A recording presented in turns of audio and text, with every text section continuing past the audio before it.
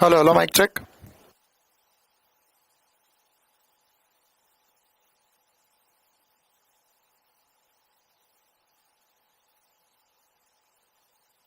आ रहा है क्या? सभी का ऑडियो वीडियो क्लियर आ रहा है?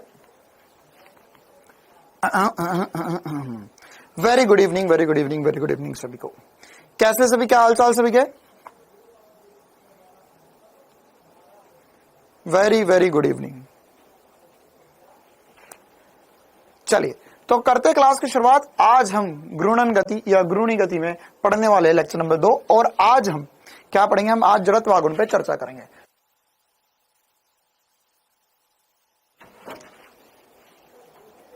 हाँ भाई, सबकी क्लास ठीक से चल रही है? सभी क्लास ठीक से चल रही है?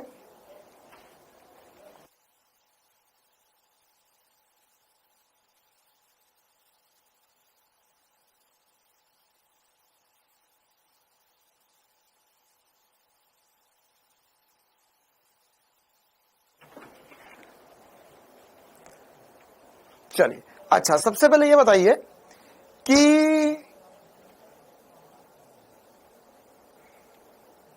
अच्छा 12th फेल मूवी देख लिया आपने? चलो बहुत ही बढ़िया। अच्छा सबसे पहले ये बताइए कि क्लास में किसी को ऐड तो नहीं आ रहा है? मतलब क्लास चलते चलते किसी को मतलब बीच में, क्लास के बीच में ऐड तो नहीं आ रहा बार बार? क्योंकि एक्चुअल में क्लास अभी हमारी 2-3 मिनट इसलिए भी लेट हुई क्योंकि इसके पहले वाली जो क्लास चल रही थी उसमें बच्चों को बीच बीच में ऐड आ रहे थे चलती हुई क्लास में। तो ऐसा तो नहीं हो रहा अभी किसी के साथ? नहीं हो रहा है। चलिए ठीक है, ओके, बहुत ही बढ़िया। हाँ चल, तो अब हम करते हैं क्लास की शुरुआत। हमें जड़त्व आघूर्ण पढ़ना है ना, तो जड़त्व आघूर्ण में अब हमें क्या क्या बातें देखनी होंगी इस पे करनी है अब हमें चर्चा। फिर उसके बाद में बलागुण, तो आज की क्लास भी हम जड़त्व आघूर्ण पे चर्चा करेंगे, ठीक है। अच्छा तो अब जड़त्व आघूर्ण में हम आगे पढ़े, हमने पिछली क्लास में पढ़ लिया था कि जड़त्व आघूर्ण क्या होता है, जड़त्व आघूर्ण का सूत्र क्या होता है ना। तो जड़त्व आघूर्ण जो होता है वो एम आर स्क्वायर होता है, या आर जो होती है वो अक्ष से लंबवत दूरी होती है। हमने बिंदु कण के लिए जड़त्व आघूर्ण निकालना सीख लिया था। ये सब छोटी छोटी सी बातें हम कर चुके थे। फिर हमने देखा था कि सतत रूप से द्रव्यमान वितरण वाली जो वस्तुएं होती है उनका जड़त्व आघूर्ण क्या होता है। तो सतत रूप से द्रव्यमान वितरण जो होता है, जैसे एक रॉड है, तो एक रॉड में कोई एक अक्ष होगी तो उसका द्रव्यमान केंद्र, उसके द्रव्यमान केंद्र से गुजरने वाली अक्ष परितः जड़त्व आघूर्ण ml²/12। ऐसी रिंग वगैरह जो सब कुछ होगी है ना, उन सब के लिए अब हम जड़त्व आघूर्ण देखेंगे, ठीक है। उसके अलावा सबसे पहले हम एक और छोटी सी परिभाषा पढ़ लेते हैं जिसे हम बोलते हैं घूर्णन त्रिज्या, ठीक है। तो घूर्णन त्रिज्या भी हम पढ़ लेंगे ताकि हम जब जड़त्व आघूर्ण पढ़ेंगे अलग अलग वस्तुओं के लिए या अलग अलग चीजों के लिए, तो उनके साथ में उनकी घूर्णन त्रिज्या भी लिखते जाएंगे। तो घूर्णन त्रिज्या क्या होती है, ये भी एक छोटी सी परिभाषा जो हमें पढ़ना होगी, ठीक है। चलिए करें क्लास की शुरुआत। अंसारी बेटा, हाँ ठीक है, हम आपकी समस्या समझते हैं। सुयश तू वापस आ गया, फिर भी हरकतें बदल नहीं रही है तेरी, है ना। फिर मैं वापस से तुझे ब्लॉक करवा दूंगा, फिर बोलेगा कि भैया से फोन लगवाएगा, दीदी से फोन लगवाएगा, 50 जगह से मैसेज करेगा, पूरे गांव के आईडी से मैसेज करेगा कि सर मुझे अनब्लॉक कर दो, अनब्लॉक कर दो, अनब्लॉक कर दो। पार सर को फोन करेगा, कामेश सर को फोन लगाएगा, है ना। 2 मिनट लेट हो, 2 मिनट ज्यादा पढ़ाना नहीं। अब मैं तुझे 2 घंटे ज्यादा पढ़ाऊंगा, ठीक है। हरकतें ठीक है नहीं तुम्हारी, है ना, सजा मिलती रहती है, फिर भी सुधरने का नाम नहीं है।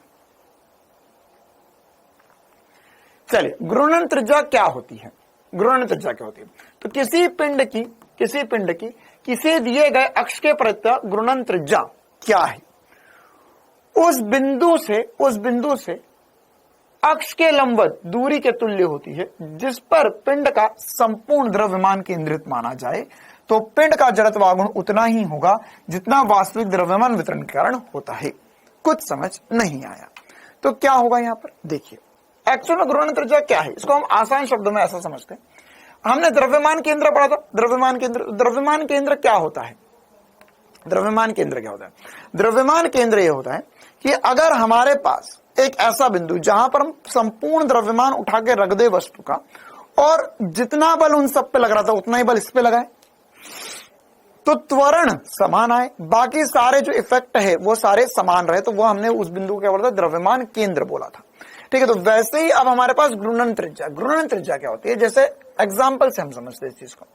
मान के चलो कि यहां पर हमारे पास ये एक अक्ष थी, ये एक अक्ष थी, इस अक्ष से कुछ दूरी पे एक बिंदु था m1 द्रव्यमान था, एक बिंदु था इधर m2, एक बिंदु था इधर m3, ठीक है, ये था r1 दूरी पर, ये था r2 दूरी पर, ये था r3 दूरी पर, यानी ये सारे अलग अलग द्रव्यमान जो थे वो अलग अलग दूरियों पर थे।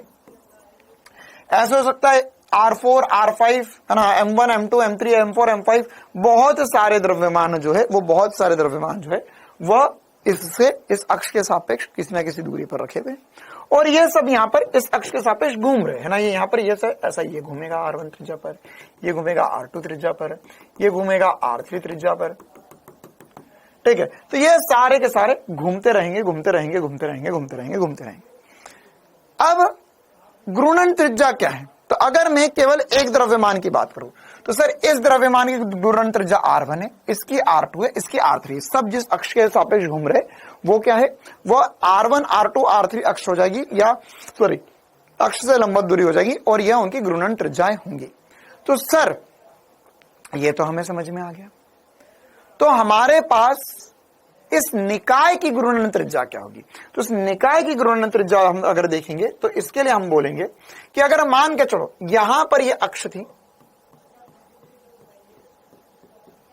और इस अक्ष से किसी दूरी के बोलते हैं वैसे घूर्णन त्रिज्या को के से चिन्हित करते हैं, तो वहां पर अगर मैं इन तीनों द्रव्यमान को उठाकर रख दूं, M1, M2, M3 तीनों द्रव्यमान को उठाकर रख दूं और इन तीनों को घुमाऊं साथ में,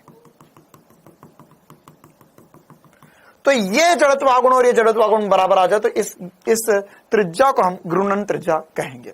तो यहां क्या हो जाएगा, यहां पर हम बोलेंगे I बराबर हो जाएगा M1 R1 का स्क्वायर प्लस M2 R2 का स्क्वायर प्लस M3 R3 का स्क्वायर, और इसी प्रकार से कहानी चलती जाएगी। यहां क्या होगा, यहां पर होगा सर जड़त्वागुण हो जाएगा M1 plus M2 plus M3 plus M4, जितने द्रव्यमान उन सबको जोड़ दो इंटू के का स्क्वायर। तो ये दोनों को बराबर करके मैं के की वैल्यू निकाल सकता हूं, है ना, एग्जैक्टली जैसे सेंटर ऑफ मास पढ़ते थे, तो सेंटर ऑफ मास में कैसे निकालते थे, M1 X1 M2 X2 M3 X3, तो वहां पे दूरी थी, यहां पर त्रिज्या, यहां पे दूरी है लेकिन अक्ष से दूरी है और उसका स्क्वायर भी आना है, तो इन दोनों को बराबर कर देंगे हम, तो हमारे पास क्या बचेगा, हम बोल सकते हैं सर यहां से कि M1 R1 का स्क्वायर प्लस M2 R2 का स्क्वायर प्लस M3 R3 का स्क्वायर, और ये सारी कहानी चलती रहेगी, और ये बराबर हो जाएगा M1 plus M2 plus M3। तो देखो मैं चाहूं तो इस पूरे को नीचे ले आऊं, M1 plus M2 plus M3, और ये आगे डॉट डॉट डॉट, अब ये होगा के का स्क्वायर, तो स्क्वायर था तो इस पे मैं रूट चला सकता हूं, तो ये हमारे पास घूर्णन त्रिज्या का सूत्र बन गया। क्या बन गया, घूर्णन त्रिज्या का सूत्र बन गया। ये जो घूर्णन त्रिज्या का सूत्र बना ये किसके लिए, ये जो हमारे पास बिंदु पिंड है उनके लिए। तो कोई रॉकेट साइंस नहीं है इसे निकालना, बहुत आसान सी बात है। जो हमने कल जड़त्वागुण निकालना सीखा था, तो जड़त्वागुण निकालो सबका बटे में टोटल द्रव्यमान। आप चाहो तो इसको अगर बहुत भयावह सा दिख रहा है तो आप इसको ऐसा लिख सकते हो। कैसा लिख सकते हो, आप चाहो तो इसको आसान शब्दों में ऐसा लिख सकते हो कि सर के जो होगा वो बराबर हो जाएगा अंडर रूट I बटे में M टोटल। बस I नॉट बटे में M टोटल, सबका जड़त्वागुण बटे में टोटल द्रव्यमान का रूट, ये हो जाएगा के का मान। क्लियर है मामला। अच्छा, अब ये किसके लिए, ये बिंदु पिंड के लिए। अब अगर हमारे पास सतत रूप से द्रव्यमान वितरित होगा तो सर उसके लिए क्या करेंगे, उसके लिए क्या करेंगे, जैसे इसके कल की क्लास में हमने देखा था, कि अगर मेरे पास एक रॉड है तो एक रॉड का जड़त्वागुण हमने देखा था ml स्क्वायर बटा 12 होता है। कितना होता है, ml स्क्वायर बटा 12 होता है।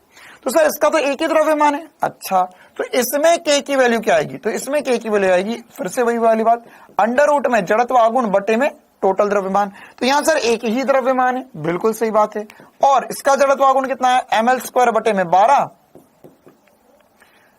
इंटू m का रूट, या एक m से m कट जाएगा, हो जाएगा l बटा रूट 12। l स्क्वायर था, l स्क्वायर का रूट होगा l, और √12 ही रहेगा। या कुल मिला के आप ऐसा समझ सकते हो कि देखो यार, जड़त्व आघूर्ण जो होगा वो mk² बन चुका है अब सबके लिए। क्या बन चुका है? mk²। अब इसका जड़त्व आघूर्ण क्या है? ml²/12। ये हो जाएगा mk² के। तो k की वैल्यू जो हो जाएगी वो l/12 √12 हो जाएगी। क्लियर है मामला? क्या छोटी छोटी सी बातें सबको समझ में आ रही, कैसे करना होगा? हमारे पास रॉड है, उसका जड़त्व आघूर्ण पता है, तो उसको mk² के बराबर कर दो। तो k जो होगा वो हमारे लिए घूर्णन त्रिज्या कहलाएगा। तो एक बार फिर से परिभाषा पढ़ लेते। किसी पिंड की किसी दिए गए अक्ष के परितः घूर्णन त्रिज्या क्या होती है? वह होती है उस बिंदु से अक्ष के लंबवत दूरी के तुल्य होगी, है ना, अक्ष के लंबवत दूरी के तुल्य होगी, जिस पर पिंड का संपूर्ण द्रव्यमान केंद्रित माना जाए। तो पिंड का जड़त्व आघूर्ण उतना ही होगा जितना वास्तविक द्रव्यमान वितरण के कारण था। वास्तविकता में जैसे द्रव्यमान वितरण था उसके कारण जितना जड़त्व आघूर्ण होगा उतना जड़त्व आघूर्ण अब भी आना चाहिए। उसे क्या बोलेंगे? घूर्णन त्रिज्या बोलेंगे। तो कल के जो सवाल थे, क्या आप उनमें घूर्णन त्रिज्या निकाल सकते हो? हाँ भाई, कल के जो हमारे सवाल थे, क्या उनमें आप घूर्णन त्रिज्या कैलकुलेट कर सकते हो? आसान है। क्लियर है मामला? चल ओके, तो अब हम आगे बढ़ते हैं।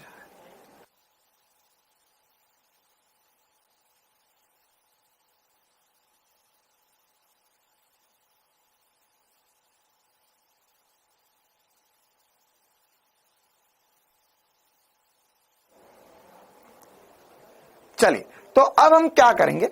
अब हम यहां पर एक घूर्णन त्रिज्या तो निकाल ली हमने। अब हमें एक्चुअल में करना क्या है? हमें आज की क्लास में विभिन्न प्रकार के द्रव्यमान वितरण के कारण जड़त्व आघूर्ण देखना है। तो जैसे हमने पहले देखा हुआ था रॉड के लिए देखा था ml²/12। अब ऐसे रिंग के लिए निकाल सकते हैं, ऐसे डिस्क के लिए निकाल सकते हैं, लेकिन उसमें हम निकाल सकते हैं इंटीग्रेशन से केवल एक अक्ष के परितः जो द्रव्यमान केंद्र से गुजर रही है, और तल के लंबवत है, उसके परितः तो हम निकाल लेंगे। लेकिन बाकी किसी अक्ष के परितः जड़त्व आघूर्ण कैसे निकालना होगा? जैसे अगर मान के चलो अभी ये रॉड थी, या हमारे पास जो कल रॉड वाला क्वेश्चन किया था हमने, तो उसमें हमने ऐसे घुमाने पर जड़त्व आघूर्ण निकाला था। लेकिन अगर मान के चलो मेरे को यहां से पकड़कर घुमाना है, ऐसे घुमाना है, तो जड़त्व आघूर्ण क्या आएगा?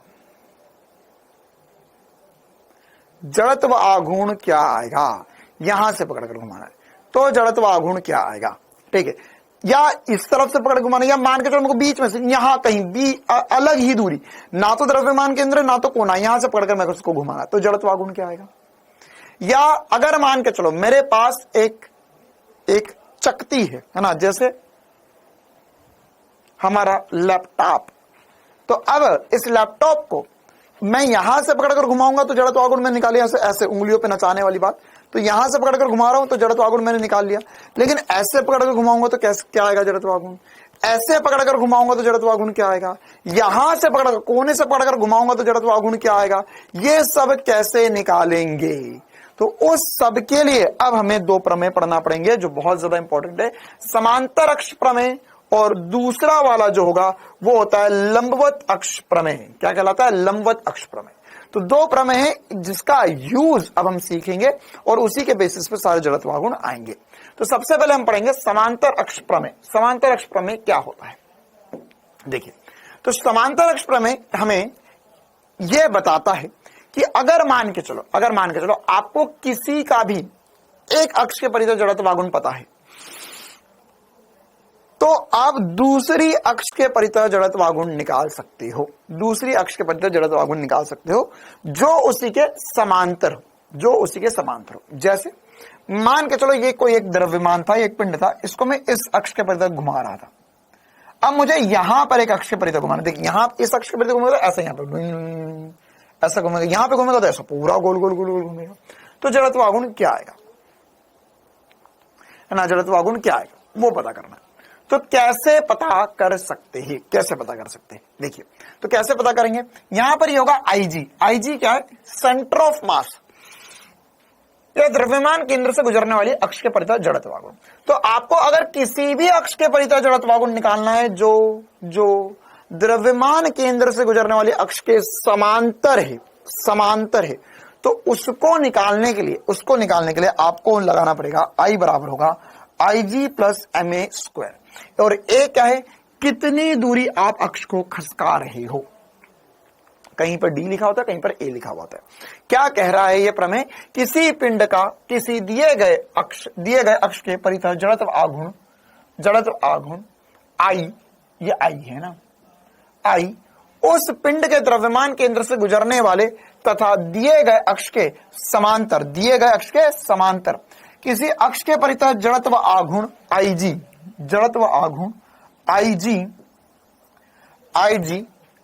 व पिंड के द्रव्यमान m व दोनों अक्षों के मध्य लंबवत दूरी a के वर्ग के गुणनफल के योग के तुल्य होता है ना। क्या लिखा गया है ये, हाँ ये चल जाएगा।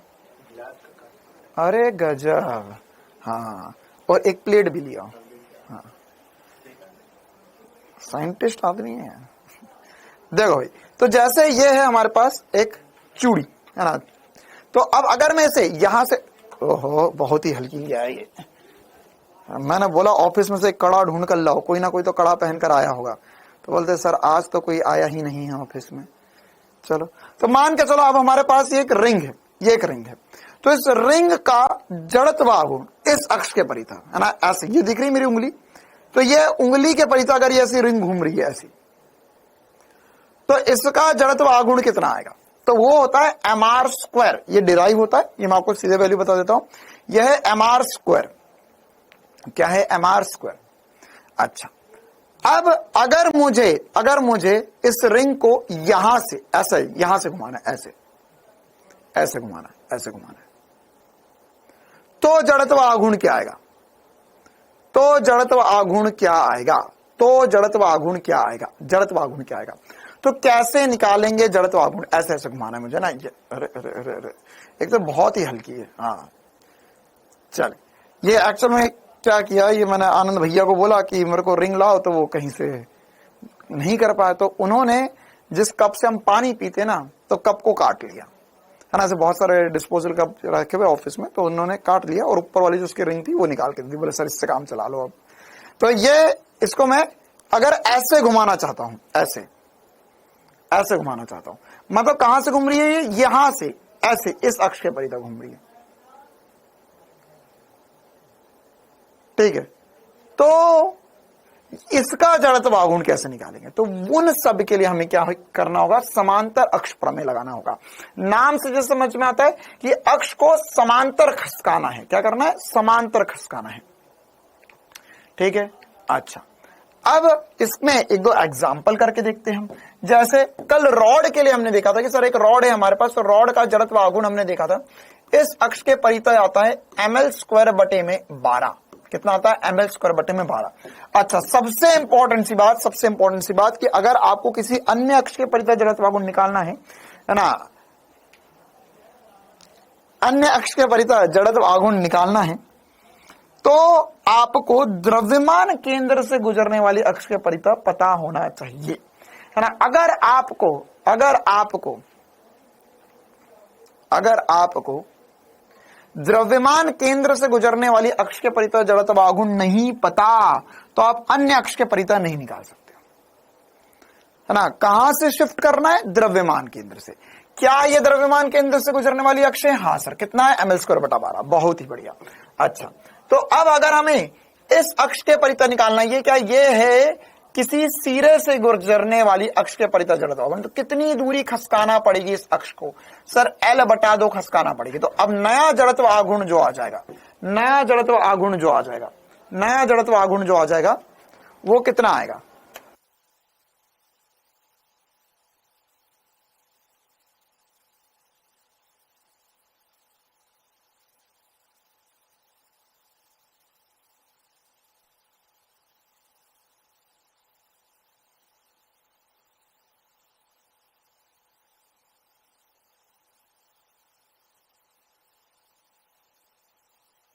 देखो जैसे अगर हमारे पास आज पूरा ऑफिस में जो जो सामान है मैंने सब मंगवा लिया, जो भी मिले लेकर आओ, सबका हम जड़त्व आघूर्ण निकालेंगे आज।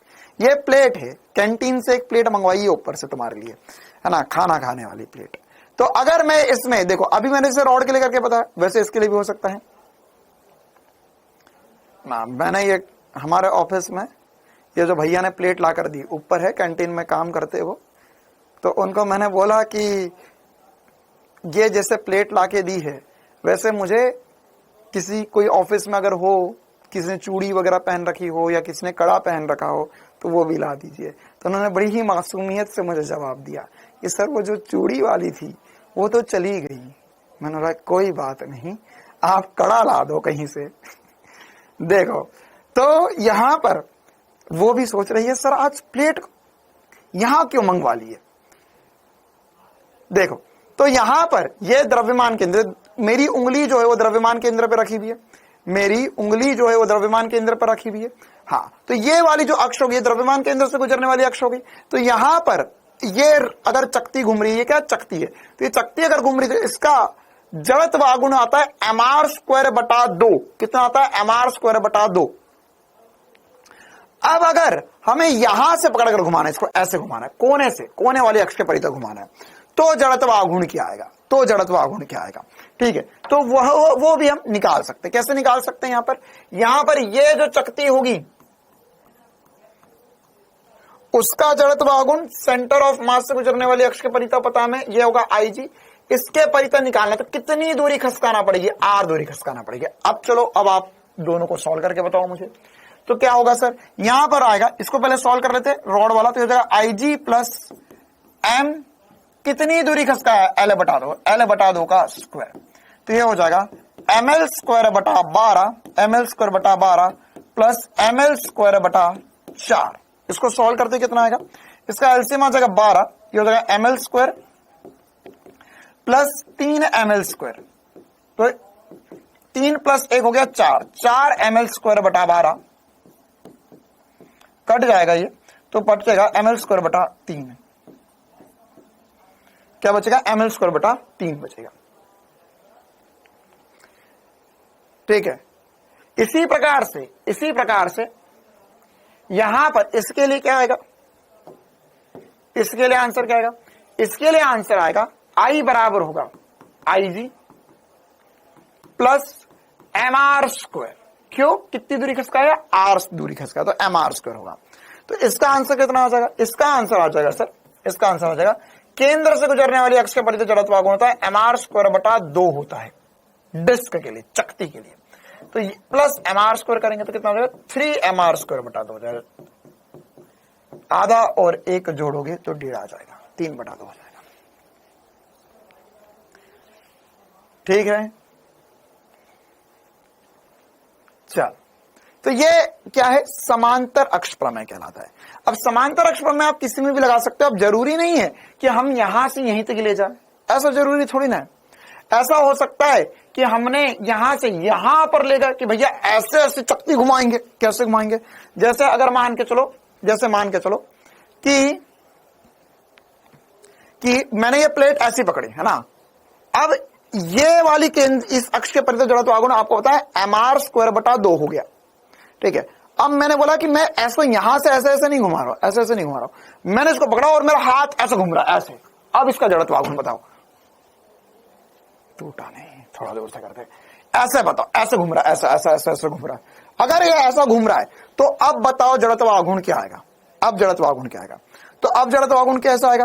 तो कैसे निकालेंगे जड़त्व आघूर्ण? कैसे निकालेंगे जड़त्व आघूर्ण? तो सर अब ये जो है ये अक्ष होगी, अक्ष क्या है? अब मेरा हाथ अक्ष है, ये अक्ष बन गया है। तो अब मुझे कितनी दूर खसकाना है? समांतर अक्ष प्रमेय लगाऊंगा तो दूरी क्या होगी? सो दूरी होगी R प्लस आपके हाथ की लंबाई, R प्लस आपके हाथ की लंबाई। तो ये जो होगा वो अब हमारे लिए नया जड़त्व आघूर्ण आ जाएगा। क्लियर है? आई बात समझ में? अरे आ रहा है कि क्या, कहां से घूमेगा, वो इंपॉर्टेंट है, उसके हिसाब से जड़त्व आघूर्ण निकलेगा। तो उस कितना खसकाना पड़ेगा हमें। तो जैसे अभी बोल रहा हूं कि मेरा हाथ, तो ये मेरा हाथ की लंबाई मान लो L। तो अब क्या करते हैं हम, अगर इस अक्ष के परितः जड़त्व आघूर्ण निकालना पड़ता तो ये हो जाता mr²/2 plus m × r plus L का स्क्वायर। इसको सॉल्व करना पड़ता। आई बात समझ में? अरे बोलो प्यारे, ठीक है। चल, इसी प्रकार से सर्कुलर मोशन और घूर्णी गति में क्या डिफरेंस, कौन पूछ रहा है ये बेटा, ये कितनी बार बताया मैंने। तो सर्कुलर मोशन और घूर्णी गति, देखो एक तरीके से घूर्णी गति में क्या हो रहा है, घूर्णी गति में किसी एक अक्ष के सापेक्ष पूरा पिंड घूम रहा है। सर्कुलर मोशन में भी एक तरीके से वही होता है। अच्छा, लेकिन लेकिन लेकिन लेकिन मेन डिफरेंस क्या है कि जैसे अगर मान के चलो ये चकती यहां पर ये घूम रही है ना, ये प्लेट यहां पर घूम रही है, तो इसमें ये पूरी प्लेट की अगर मैं बात करूंगा तो प्लेट कौन सा मोशन कर रही है, ये पूरी प्लेट जो है वो घूर्णी गति कर रही है। लेकिन इसमें अगर मैं किसी एक पिंड की बात, ये किसी एक बिंदु की बात करूं तो बिंदु गोल गोल घूम रहा है, तो बिंदु सर्कुलर मोशन कर रहा है या वृत्तीय गति कर रहा है। ठीक है, प्लेट घुमाना सीख गया मैं तो। चलो, संगत का असर हो गया तुम्हारी मुझे। अब इसी प्रकार से अगला प्रमेय होता है जिसे हम बोलते हैं लंबवत अक्ष प्रमेय, लंबवत अक्ष प्रमेय। ठीक है। अच्छा, एक और इंपॉर्टेंट सी बात, कल हमारी एक्स्ट्रा क्लास है। ठीक है, कल हमारी एक्स्ट्रा क्लास है।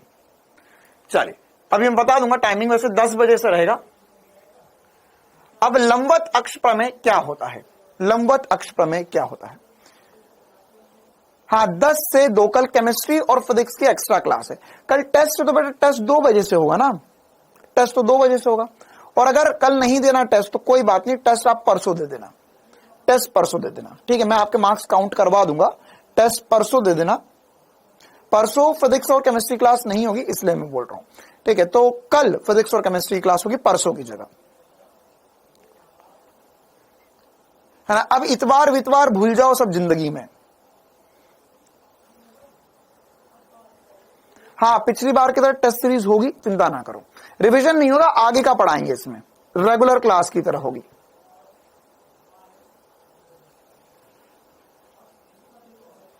चलिए, लंबवत अक्ष प्रमेय क्या होता है, लंबवत अक्ष प्रमेय क्या होता है। अब ये वाला जो प्रमेय है, ये देखो, इसके पहले वाला जो प्रमेय है, इसके पहले वाला जो प्रमेय वो क्या कह रहा है, ये वाला प्रमेय जो है वह हमें अक्ष को खसकाने में मदद कर रहा था।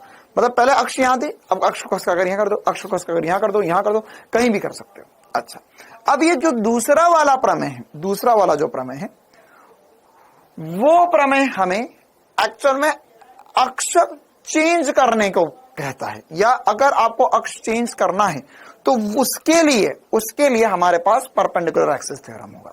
ठीक है, या लंबवत अक्ष प्रमेय होगा। जैसे अगर मान के चलो यहां पर ये अक्ष है, ये एक अक्ष है जो इस प्लेट में से गुजर रही है, इस प्लेट में से गुजर रही है यहां पर। ठीक है। अच्छा, अब हम इसे ऐसा भी तो घुमा सकते हैं। हाँ सर, क्या जिस अक्ष से मैं घुमा रहा हूं इसे, वो इसके द्रव्यमान केंद्र से गुजर रही है। बिल्कुल, ये इसका द्रव्यमान केंद्र यहां होगा, इसके द्रव्यमान केंद्र से गुजर रही है ये अक्ष, है ना। ये द्रव्यमान केंद्र ही तो होगा यार। ये अगर मैं यहां पर एक लाइन खींच दूं, मैं यहां पर एक लाइन खींच दूं, तो ये क्या, ये द्रव्यमान केंद्र से गुजर रही है, तो इसी लाइन के थ्रू घुमा रहा हूं मैं इसे। तो द्रव्यमान केंद्र से गुजरने वाली अक्ष है, बिल्कुल सर, द्रव्यमान केंद्र से गुजरने वाली अक्ष है ये। और ये तल में है, ये क्या है, तल में है। तो इसके परितः जड़त्व अवगुण कैसे निकालोगे, इसके सापेक्ष जड़त्व अवगुण कैसे निकालोगे, कैसे निकालोगे।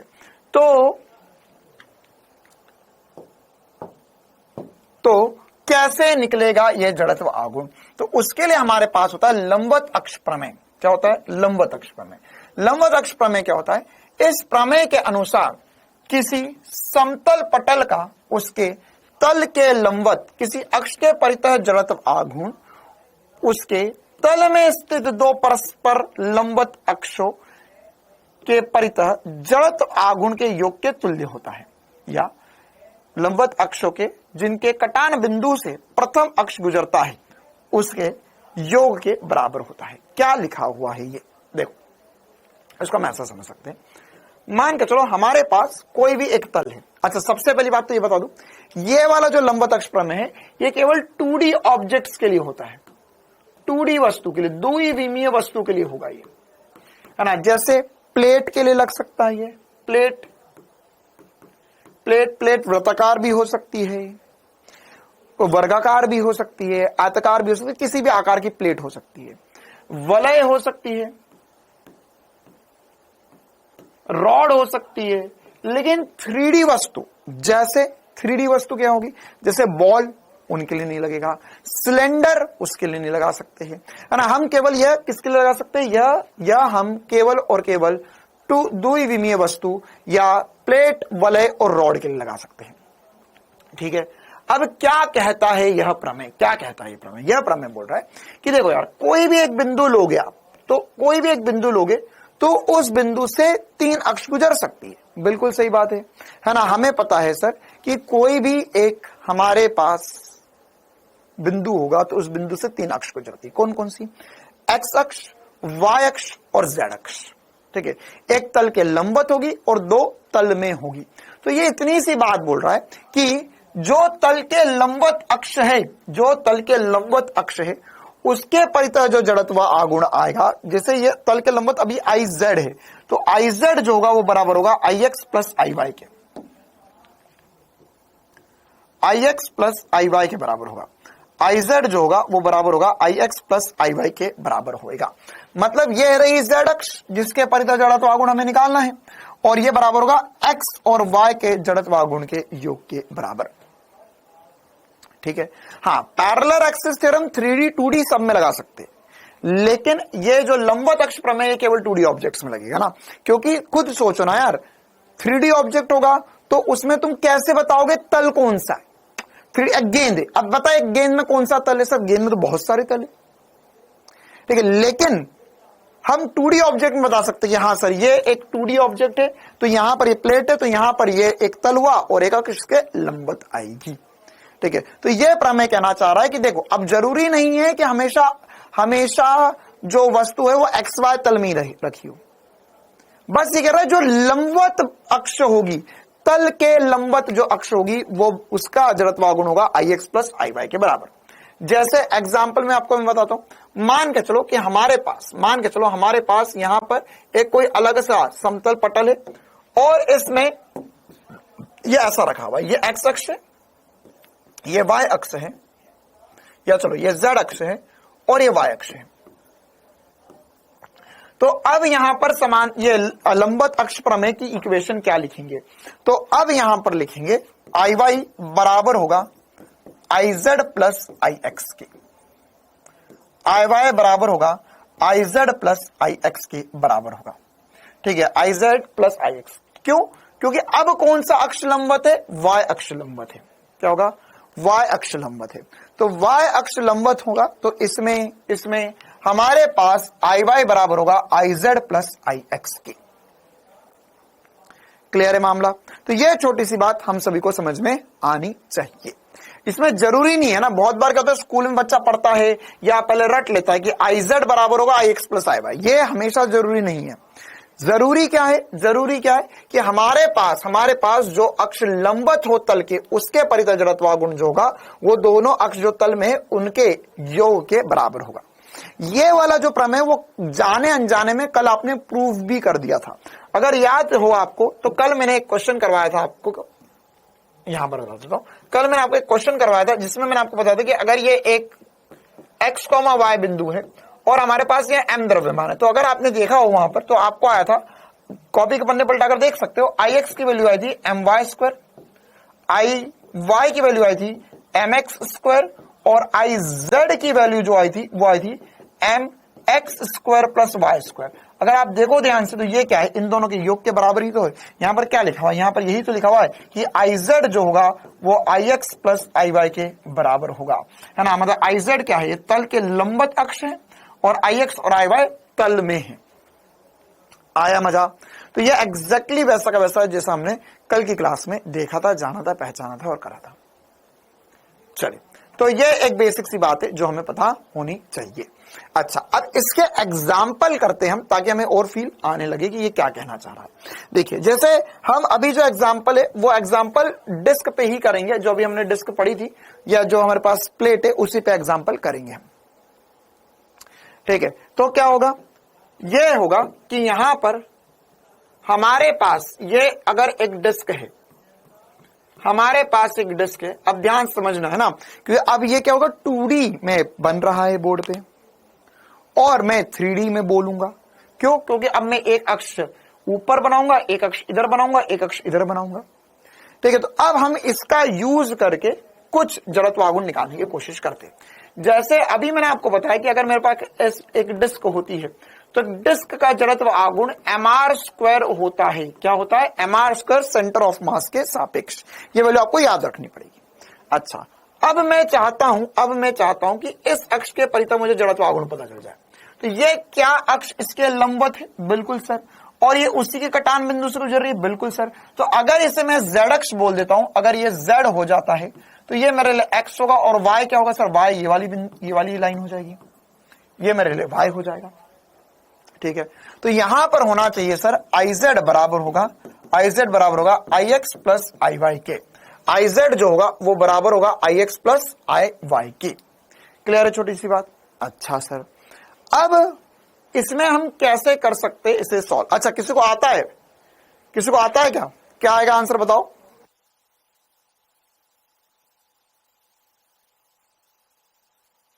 हाँ भाई, किसी को आता है क्या? देखो कैसे होगा यहां पर। एक्चुअल में अगर ये मेरे पास एक डिस्क है, ये मेरा डिस्क है, तो इस अक्ष के परितः जड़त्व आघूर्ण आपको आ गया, कितना आ गया? mr² बटा 2। ठीक है, कौन सी अक्ष है? ये कौन सी अक्ष है? z अक्ष होगी। x कहां होगी सर? ये रही x, ये रही x। तो इसका जड़त्व आघूर्ण कुछ ना कुछ आएगा। इसको ix बोल दिया हमने, ix बोल दिया। अच्छा, इसमें y अक्ष कहां होगी? y अक्ष कहां होगी? तो एक बार मैं आपको बना के बता देता हूं। y अक्ष कहां होगी सर? y अक्ष होगी ये वाली, ये वाली अक्ष जो होगी वो y अक्ष होगी, ये वाली अक्ष जो होगी वो y अक्ष होगी। ठीक है, तो एक हमारे पास x अक्ष हो गई है, ये मेरे पास y अक्ष हो गई है। ठीक है, अब एक बात अगर मैं ध्यान से समझूं, जानूं और पहचानूं, तो क्या आप लोग मुझे ये बता सकते हो, कि इसमें से x अक्ष कौन सी थी, y अक्ष कौन सी थी? क्या इसमें से बता सकते हो x कौन सी थी, y कौन सी थी? अब बताओ x कौन सी थी, y कौन सी थी? अब बताओ x कौन सी थी, y कौन सी थी? बताओ x कौन सी थी, y कौन सी थी? बताओ, बता सकते हो क्या?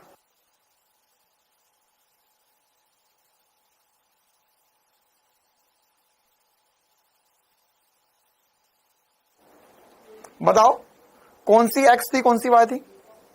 बताओ। नहीं बता सकते ना, क्यों? क्योंकि एक्चुअल में इसमें मैं एक ऐसी भी लाइन खींच दूं, ऐसी भी लाइन खींच दूं, ऐसी खींच दूं, ऐसी खींच दूं, ऐसी खींच दूं, ऐसी खींच दूं। बात यह है मेरे कहने की कि इसमें मैं कोई भी लाइन खींचूं जो इसका व्यास हो। क्या हो? व्यास। व्यास क्या होगा सर? ये व्यास होगा, ये व्यास होगा, ये व्यास होगा, ये व्यास होगा। तो व्यास के परितः जड़त्व आघूर्ण में निकालूंगा तो हमेशा सेम ही आएगा, हमेशा सेम ही आएगा। मतलब कि ix लिखूं मैं या iy लिखूं वो सेम ही है, सेम ही है ना, क्योंकि एक ही लाइन है यार वो। अरे प्लेट गोल है ना, तो ऐसे घुमा या थोड़ा सा ऐसा कर लिया मैंने सर, अच्छा यहां से पकड़ता, यहां से पकड़ घुमा, ऐसे घुमा, तो भी तो बात बराबर ही होगी, है ना। इस लाइन से इधर का द्रव्यमान, इधर का द्रव्यमान, हर एक व्यास क्या करता है? व्यास जो है सर इसे दो बराबर टुकड़ों में तोड़ देगा।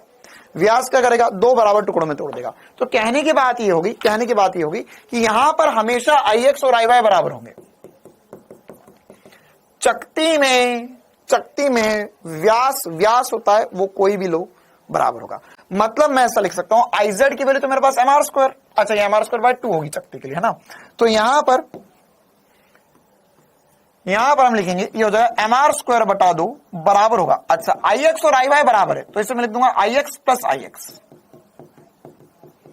या 2ix हो गया, तो इस जगह mr² बटे में 2 बराबर होगा 2ix, या नीचे आ जाएगा ये हो जाएगा mr² बटे में 4।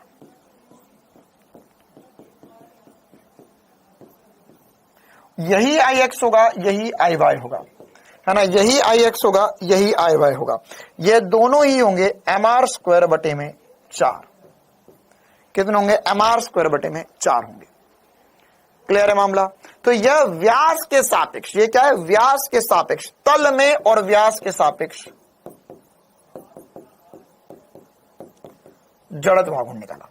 अच्छा सर क्या ऐसा रॉड में भी कर सकते हैं? ऐसा रॉड में भी कर सकते हैं, बिल्कुल ऐसा रॉड में भी कर सकते हो, रॉड में भी कर सकते हो, कोई दिक्कत वाली बात नहीं है ना। अच्छा, अब लंबवत अक्ष प्रमेय लगाने के लिए हमें सेंटर ऑफ मास, क्या बोल रहा हूं?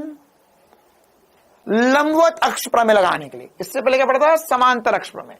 तो लंबवत अक्ष प्रमेय लगाने के लिए सेंटर ऑफ मास पे होना जरूरी नहीं है। हम कोई भी बिंदु देख सकते हैं, उससे वाई अक्ष, जेड अक्षेरी, एक्स अक्षेरी, वाई अक्षेरी, कोई भी बिंदु देख सकते हैं, वो सेंटर ऑफ मास पे हो या ना हो उससे कोई फर्क नहीं पड़ता। आई बात समझ में, सेंटर ऑफ मास पर हो या ना हो उससे कोई फर्क नहीं पड़ता। क्लियर है मामला? Done done done done.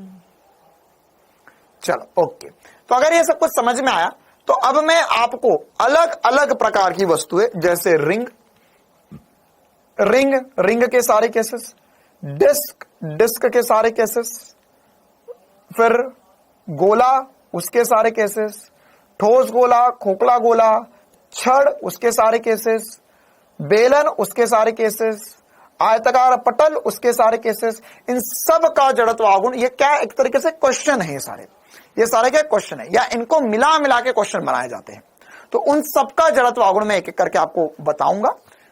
कुछ का हम ऑलरेडी निकाल चुके हैं, कुछ का और निकाल लेंगे। ठीक है, चलिए तो सबसे पहले हम देखते हैं कि ये तल के लंबवत है ना, देखो ये क्या है, ये हम चकती के लिए देख रहे हैं, चकती के लिए। तो चकती में क्या होगा, चकती में क्या होगा, तो अगर हमारे पास यहां पर एक चकती है तो देखो सबका, अच्छा एक काम करो यार, एक और मैं पहले तुम्हें अलग से लिखवा ही देता हूं ना, ताकि बाद में कंफ्यूजन ना हो, कि सबका तल के लंबवत और द्रव्यमान केंद्र से गुजरने वाली अक्ष, क्या बोल रहा हूं मैं, तल के लंबवत और सेंटर ऑफ मास से गुजरने वाली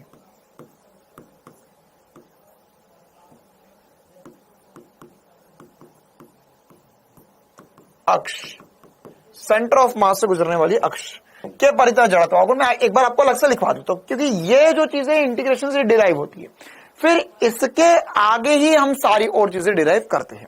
तो सबसे पहले एक रॉड के लिए हमने देखा, इसका डेरिवेशन करा था, तो कितना आया था, ml²/12 आया था।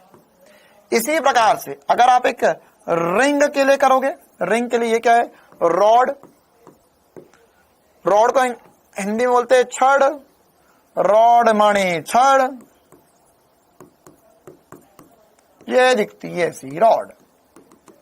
अच्छा, रिंग मतलब वलय, ये दिखती गोल गोल, अंदर से होती खोखली। तो ये होता है mr² का जड़त्व आघूर्ण आता है। कितना आता है, mr² जड़त्व आघूर्ण आता है। इसी प्रकार से मैं बात कर रहा हूं वृत्ताकार चकती के लिए, या वृत्तीय चकती जिसे हम कहते हैं डिस्क, और यहां पर ये भी होती गोल गोल, लेकिन अंदर से होती भरी भरी। तो यहां पर इसका जड़त्व आघूर्ण जो होगा वो होता है mr²/2। कितना होता है, mr²/2 होता है। इसी प्रकार से हम बात करें गोले की, किसकी बात करें, गोले की, तो हमारे पास हो सकता है ठोस गोला, पे चलो पहले खोखला गोला लिख लेते हैं। खोखला गोला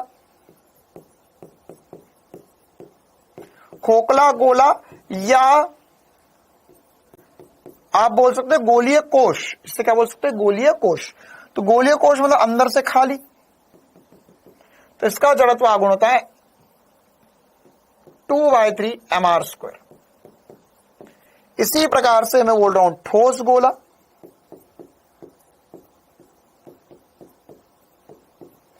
तो इसका जड़त्व आघूर्ण जो होगा वो होता है 2/5 mr², है ना। ये सब देखो प्रैक्टिकल वस्तुएं हैं जो आप दिन में यूज करते हो, उन्हीं सबका जड़त्व आघूर्ण है। जैसे मान लीजिए हमारे पास बॉल है, तो बॉल कैसे हो सकती है, अंदर से खोखली होगी, टेनिस की बॉल अंदर से खोखली होती है, तो 2/3 mr²।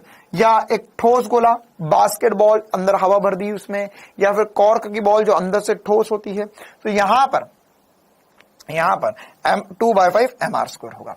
रिंग हमारे को पता है सर वलय, तो mr² जड़त्व आघूर्ण होता ही होता है। ठीक है, रॉड के लिए ml²/3 होगा। बेटा कौन सा दिमाग लगा दिया ये तुमने, है ना, ये ml स्क्वायर बटा 12 सेंटर ऑफ मास। देखो यही होगा, यही होगा, है ना। ये जो बच्चे का कमेंट था, ये भविष्य है इसका और तुम सबका। क्या सर क्या होगा, मैं यहां बताऊंगा कुछ, पढ़ाऊंगा कुछ, तेरे दिमाग में घुसेगा कुछ और तू करके आ जाएगा कुछ और। ठीक है, मैं बोल रहा हूं अपने साफ शब्दों में, क्या, सेंटर ऑफ मास से गुजरने वाली अक्ष, और तू बोल रहा है ml स्क्वायर बटा 3। तो ml स्क्वायर बटा 3 किसके लिए था सर? वो तो ये अक्ष थी जो, ये अक्ष थी जो उसके कोने से या सिरे से गुजर रही थी। इस अक्ष के परितः जड़त्व आगुण ml स्क्वायर बटा 3 आया था। ठीक है, तो बहुत इंपॉर्टेंट सी बात है कि इसको बहुत ध्यान से समझो। इस सबका रट्टा लगा सकते बेटा, कितना रटेगा? बायोलॉजी तो तू रट ही रहा है ना, और फिजिक्स पे और जोर देगा, तेरा छोटा सा दिमाग कितना कुछ सहन कर पाएगा, है ना। इस सबको रटना नहीं है, इन सबका आसान सा लॉजिक है। ले एक एसपी स्टार बता देता हूं तुझे याद रखने के लिए। ये एक दो चीजें याद रख लो यार, जैसे ml स्क्वायर बटा 12 है, अच्छा है ना। अब इनमें याद रखने का एक ट्रिक है, क्या, यहां होता है 1 1, यहां होता है 2 2, मतलब ऊपर वाला नंबर बोल रहा हूं, ऊपर वाला नंबर। देखो देखो एक तरीके से देखो तो आप यहां पे गिनती लिखिए 1 2 3 4, है ना। बाकी तो आप बस इतना ध्यान रख सकते हो कि ये क्या लिखा हुआ है, ये 1 mr स्क्वायर होगा, 1 mr स्क्वायर बटा दो। ये किसके लिए? शक्ति के लिए, जो एक विमीय वस्तु है। 2 विमीय मतलब त्रिविमीय वस्तु हो जाएगी तो यहां पे 2 2 आ जाएगा। अच्छा, इसके अलावा जो वस्तु जितनी अंदर से भरी होती है, जड़त्व आघूर्ण उसका उतना कम आता है।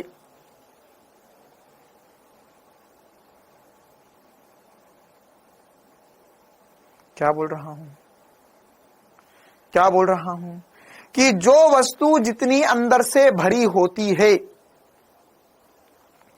जो वस्तु जितनी अंदर से भरी होती है उसका जड़त्व आघूर्ण उतना कम आता है, या उसका डिनोमिनेटर उतना बड़ा आता है। जैसे देख एग्जांपल में वलय, वलय में नीचे है 1 mr स्क्वायर बटा 1। चक्ति, तो वलय ज्यादा भरी होती है या चक्ति ज्यादा भरी होती है? सर वलय में तो द्रव्यमान कोने कोने पे है, चक्ति में बीच में भी है, तो mr स्क्वायर बटा 2 हो गया, मतलब नंबर बढ़ गया डिनोमिनेटर में। ठोस में होगा 2/3 mr स्क्वायर, सॉरी खोखले में होगा 2/3 mr स्क्वायर, ठोस में होगा 2/5। 5 कैसे हो गया सर? यहां 3 है, यहां 5 है। क्यों 5 है? क्योंकि ये सर भरा हुआ है, तो अंदर से भरा होगा तो जड़त्व आघूर्ण कम हो जाएगा या नीचे डिनोमिनेटर बढ़ जाएगा। ठीक है, या इसको याद रखने का कॉमन सेंस भी क्या है कि मैंने आपको क्या सिखाया कि जड़त्व आघूर्ण जितना ज्यादा द्रव्यमान जितनी ज्यादा दूर होगा, जड़त्व आघूर्ण उसका उतना ज्यादा आएगा। जड़त्व आघूर्ण का बेसिक कंसेप्ट क्या है? जड़त्व आघूर्ण का बेसिक कंसेप्ट क्या है बताओ भाई? जड़त्व आघूर्ण का बेसिक कंसेप्ट क्या है? जड़त्व आघूर्ण का बेसिक कंसेप्ट यह है कि सर जितना ज्यादा द्रव्यमान जितनी दूर होगा उतना ज्यादा, जितना ज्यादा जड़त्व आघूर्ण आएगा। ma स्क्वायर लिख रहे हो ना यार, तो a बढ़ेगा, द्रव्यमान बढ़ेगा, जितनी ज्यादा दूर जाएगा तो जड़त्व आघूर्ण उतना ज्यादा आ जाएगा। तो वैसी ही बात है कि यहां पर जो खोखली चीज होगी तो उसका द्रव्यमान दूर फैला हुआ है, इसका द्रव्यमान पास में भी है, पूरे में फैला हुआ उतना ही द्रव्यमान, है ना। ये पूरा दूर दूर है तो उसका जड़त्व आघूर्ण ज्यादा आएगा, इसका कम आएगा, या डिनोमिनेटर बढ़ जाएगा, ऐसा समझ सकते हो। क्लियर है मामला? चलिए आगे बढ़ते। अब इन सभी के लिए मैं और दूसरी अक्ष जो होती है उनके परितः जड़त्व आघूर्ण निकालना सिखा रहा हूं आपको। जैसे शुरुआत करते हैं हम डिस्क से, चक्ति से शुरुआत करते हैं। तो चक्ति में एक जड़त्व आघूर्ण तो हमें mr स्क्वायर बटा 2 मिल गया। ठीक है, इसके अलावा और क्या हो सकता है? वलय के लिए भी करेंगे तो एक आ गया ना, तो बाकी सब तो आसान है। चक्ति सीख लो पहले, क्योंकि चक्ति हमारे पास है अभी, है ना, इसलिए चक्ति सीख लो, और चक्ति इमेजिन करना भी ज्यादा आसान है। देखिए, तो चक्ति का जड़त्व आघूर्ण, अक्ष बहुत इंपॉर्टेंट है, अक्ष बहुत इंपॉर्टेंट है। तल के लंबवत एवं केंद्र से गुजरने वाली अक्ष के सापेक्ष जड़त्व आघूर्ण, तो ये रही सर, इसका जड़त्व आघूर्ण कितना आएगा? इसका जड़त्व आघूर्ण आएगा mr स्क्वायर बटा 2। अच्छा, ये लिखा हुआ जड़त्व आघूर्ण, ये लिखा हुआ है k, घूर्णन त्रिज्या। क्या लिखी हुई है? घूर्णन त्रिज्या, घूर्णन त्रिज्या। घूर्णन त्रिज्या कैसे निकाल सकते हैं? कैसे निकालेंगे घूर्णन त्रिज्या? ये होता है mr स्क्वायर बटा 2 को बराबर कर दो आप mk स्क्वायर के, तो m से m कट जाएगा, r बटा √2 हो जाएगा, k आ जाएगा, r बटा √2 k हो जाएगा, r बटा √2 k हो जाएगा। ठीक है, तो क्या होगा? अरे बोलो,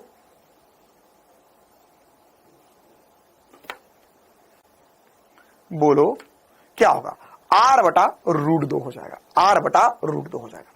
इसी प्रकार से अगर मैं यहां पर व्यास के सापेक्ष देखूं, तो अभी मैंने निकाल के बताया आपको व्यास के सापेक्ष निकालने के लिए कौन सा थ्योरम का यूज करा, कौन सा प्रमेय यूज हुआ, लंबवत अक्ष प्रमेय। क्या यूज हुआ, लंबवत अक्ष प्रमेय। तो यहां पर जड़त्व गुण आता है mr²/2, उसकी घूर्णन त्रिज्या क्या हो जाएगी, r²/4 को k² के बराबर कर दो तो r/2 हो जाएगी। क्लियर है, r/2 हो जाएगी। अरे बोलो प्यारे, आया समझ में? अच्छा, इसी प्रकार से तल में स्थित स्पर्श रेखीय अक्ष के सापेक्ष, मतलब क्या हुआ, देखो ऐसा पहले में से ऐसा घुमा रहा था, ठीक है। अब मैं तल में स्थित, मतलब ये जो तल है इसी में स्थित अक्ष जो स्पर्श रेखीय, तो स्पर्श रेखीय अक्ष ये होगी सर, ये होगी स्पर्श रेखीय अक्ष, या मेरा हाथ मान लीजिए ऐसा, तो ऐसा घूम रहा है। या आपने वो देखा होगा ना, एक पंखा आता है गर्मियों के दिनों में यूज करते हैं, वो पंखे में ऐसी डंडी होती है यहाँ पर, और उसे ऐसे घुमाते हैं, है ना, या इसको भी ऐसा पकड़ के हवा लेते हैं, ओ भैया बहुत गर्मी है, तो ऐसी हवा ली जाती है। तो ये जो घूम रही है, ये किस अक्ष के सापेक्ष घूम रही है, सर ये जो ऐसी घूम रही है, ये स्पर्श रेखीय अक्ष है और तल में अक्ष है, ठीक है, तल में अक्ष। तो इसके सापेक्ष जड़त्वागुण कैसे निकालेंगे, बोल बेटा बोल, कैसे करेंगे सर? देखो यहां पर आपको पता है, इस अक्ष को आप खसका लो, तो यहां का जड़त्वागुण अभी हमने निकाला है ना, देखो क्या है, ये हमारे पास शक्ति है, इसका जड़त्वागुण अभी हमने निकाला mr²/4, इसको खसका कर यहां ले जाऊं मैं, है ना, ये पंखा आप मान सकते हो, हाथ पंखा, या फिर एक जो दरवाजा खुल रहा है, मान के चलो गोल दरवाजा है, गोल दरवाजा कैसे खुलेगा सर, ऐसा खुलेगा। तो कितनी दूर खसकाना है हमें से, r दूरी खसकाना है सर। तो जड़त्वागुण जो आ जाएगा समांतर अक्ष पर में लगाएंगे, ये क्या द्रव्यमान केंद्र से गुजर रही है, बिल्कुल सर द्रव्यमान केंद्र से गुजर रही है, तो नया जड़त्वागुण आ जाएगा mr²/4 प्लस कितनी दूर खसका सर, r दूरी, तो जाएगा mr²। अच्छा, तो नेट कितना आ गया, यह आ जाएगा 5 mr²/4। क्लियर है? मुझे नहीं लगता बार बार घूर्णन त्रिज्या बताने की जरूरत है, m से m कट जाएगा और उसके बाद में उसका रूट ले लेना जो बचेगा उसका, ठीक है, आ गया समझ में? अरे बोलो, कर पाओगे?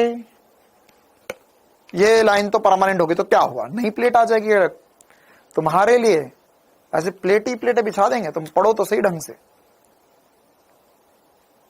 चलिए अगला लास्ट वाला क्या है, ये देखो, ये क्या है, ये तल के लंबवत स्पर्श रेखा,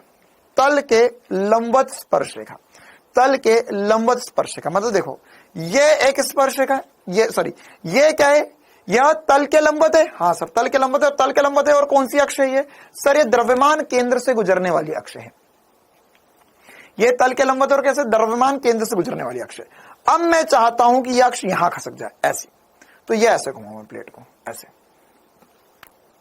ऐसे घुमा रहा हूं मैं, ऐसे। अब ये ऐसा घुमाना तो पॉसिबल ही नहीं है, लेकिन फिर भी हम इमेजिन कर सकते हैं कि ऐसी घूम रही है ना, या इसमें मैंने गड्ढा किया, है ना, गड्ढा तो अब इसमें तो नहीं हो पाएगा क्योंकि प्लास्टिक है, वरना इसमें गड्ढा करूं मैं यहां पर और इसको ऐसा पकड़ के घुमाऊं मैं, इसको ऐसा पकड़ के घुमाऊं मैं, तो जड़त्वागुण कैसा आएगा, कितना आएगा? हाँ भाई निकालो, कितना आएगा जड़त्वागुण, क्या कैलकुलेट कर सकते हो, जल्दी से ट्राई करो, कितना आएगा जड़त्वागुण।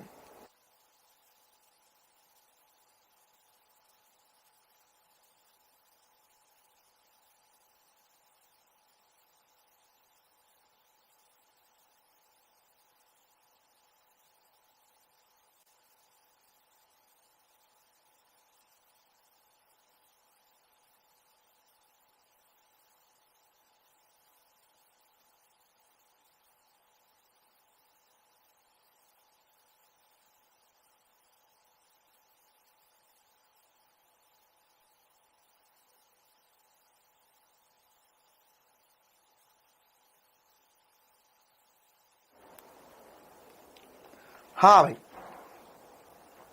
आ गया,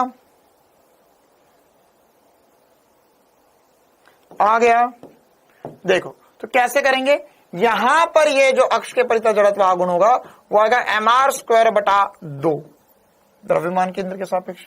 आर दूरी खसकाना है, तो सर ये हो जाएगा mr² बटा 2 प्लस mr²। तो कितना आएगा, जोड़ेंगे तो 3 बटा 2 आ जाएगा, 1 में आधा जोड़ोगे 1.5 आएगा। वही हमारा आंसर बन गया, वही हमारा आंसर बन गया। क्लियर है मामला? क्या इतना सभी को समझ में आ गया? क्या ये प्लेट की कहानी समझ में आ गई? अगर प्लेट की कहानी समझ में आई तो एग्जैक्ट सेम कहानी जो होती है वह वलय के लिए होती है, एग्जैक्ट सेम कहानी, कोई अंतर नहीं इसमें, वलय या रिंग के लिए सेम कैलकुलेशन, सब कुछ सेम। तो देखो ये एक्चुअल में क्वेश्चन ही आपको ऐसे आएंगे, तो ये आपके सामने करके बताओ भैया। पहला वाला सभी को समझ में आया, अब आपको खुद कर बताना है कि आंसर आ रहे हैं या नहीं आ रहे हैं, है ना। रिंग और प्लेट एक ही बात है, अंदर से खोखली है, वो अंदर से भरी हुई है, ठीक है। ये ऐसे घूम रहे, ये रिंग हो गया। अभी रिंग हमारे पास छोटी है, तो पहले इसको ऐसे घुमाएंगे, ऐसे घुमाएंगे, तो जड़त्व आघूर्ण क्या आएगा, mr² आ जाएगा। अच्छा, फिर क्या कर रहे, फिर रिंग को हम व्यास के सापेक्ष घुमा रहे, ऐसे घुमा रहे, ऐसे घुमा रहे,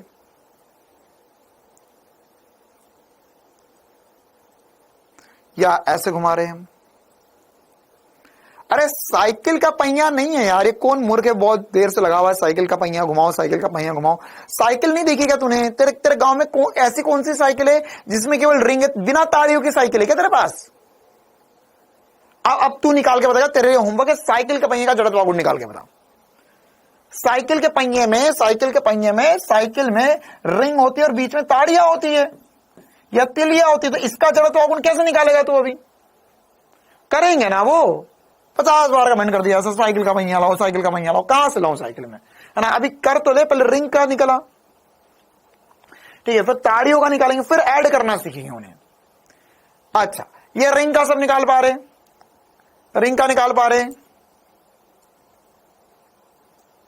ऐसे क्या सभी का ये आंसर आ पाएगा? कैसे निकालेंगे सर? ये वही वाली बात है, IZ जो होगा वो होगा IX plus IY, IX plus IY होगा। IZ जो होगा वो IX प्लस IY होगा, IX प्लस IY होगा, IX प्लस IY होगा, ठीक है। अब ये IZ कितना है सर? IZ जो होगा वो mr² हो जाएगा, बराबर होगा IX। अच्छा सर जी, IX जो होगा वो IX तो IX ही होगा, और ये भी IX ही होगा, दोनों सेम ही होंगे। अभी मैंने आपको बताया व्यास के लिए, तो देखा mr² बटे में 2 हो जाएगा, ये हो जाएगा IX के बराबर, mr² बटे में 2 हो जाएगा IX के बराबर। क्लियर है मामला? अच्छा, इसी प्रकार से अगला भी खुद से निकाल के बताओ, अगला भी खुद से निकाल के बताओ कि यहां पर यह स्पर्श रेखा और तल के लंबवत, कितने लोग ये कर सकते हैं? जल्दी से करो, जल्दी से सॉल्व, बहुत तेजी में, बहुत तेजी में सॉल्व करके बताओ।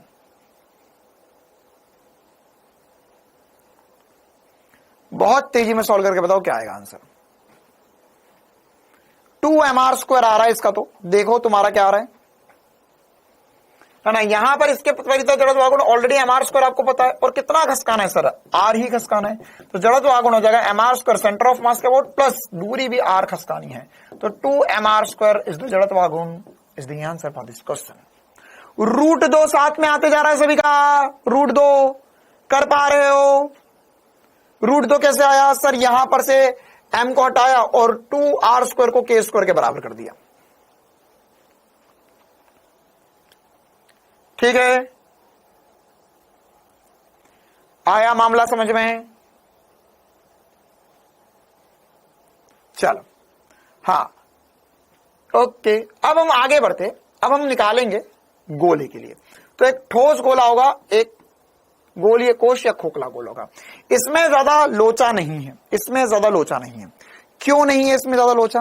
क्योंकि इसमें अक्ष बदल के कर भी क्या लोगे, मतलब जैसे अगर मान के चलो एक गोला है, एक गोल है मेरे पास, एक गोल है, एक गेंद है, तो उस गेंद को मैं ऊपर से पकड़ के ऐसे घुमा रहा हूं, या थोड़ा सा घुमा के ऐसे घुमा रहा हूं मैं, या ऐसे घुमा रहा हूं मैं, या ऐसे घुमा रहा हूं मैं। गेंद तो गेंद है, उसका जड़त्व आघूर्ण हमेशा वही रहेगा। मतलब कि अगर मैं इसको यहां से घुमाऊं 3D में ना यार, तो जड़त्व आघूर्ण हमेशा 2/5 mr² होगा ठोस के लिए और खोखले के लिए, जैसे टेनिस बॉल, खोखले के लिए 2/3 mr² हो जाएगा, 2/3 mr² जड़त्व आघूर्ण हो जाएगा। ठीक है, अच्छा अब इसमें एक लास्ट बात जो दोनों के लिए निकालनी है हमें, कि अगर मान के चलो कि यहां पर जो जड़त्व आघूर्ण है वो स्पर्श रेखा के अनुदिश निकाल दूं मैं, स्पर्श रेखा के अनुदिश निकाल दूं, स्पर्श रेखा के अनुदिश। ठीक है, मतलब कि जो गोला है उससे एक स्पर्श रेखा गुजर रही है ना। अब स्पर्श रेखा कई भी हो सकती है, ये भी हो सकती है, ये भी हो सकती है, ये भी हो सकती है, ये भी हो सकती है ना, ये भी हो सकती है, ये भी हो सकती है। हर एक कंडीशन में सेम ही आंसर आएगा।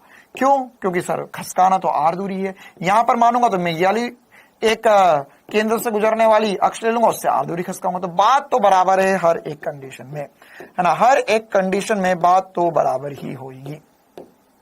अच्छा, तो कितना होगा जड़त्व आघूर्ण यहां पर हो जाएगा सर, ये अगर मैं ठोस के लिए कर रहा हूं तो हो जाएगा 2/5 mr² 2/5 mr² प्लस mr², क्योंकि आर दूरी खसकाया, तो हो जाएगा 7/5 mr²। कितना हो जाएगा? 7/5 mr², 7/5 mr²। क्लियर है मामला? और ऐसा का ऐसा ठोस के साथ में अगर हम खोखले के लिए करेंगे तो 5/3 mr² हो जाएगा। एक बार जल्दी से सॉल्व करके बताओ कितनों का आ रहा है, ये सॉल्व करके बताओ कितनों का आ रहा है ना। यहां पर जड़त्व आघूर्ण कितना है? mr, ये हो जाएगा 2/3 mr² और उसमें mr² जोड़ो, क्या ये आंसर आता है? 5/3 mr²।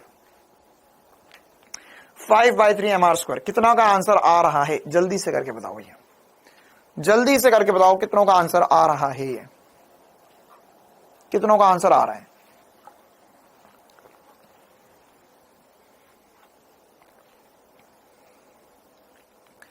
क्लियर है मामला?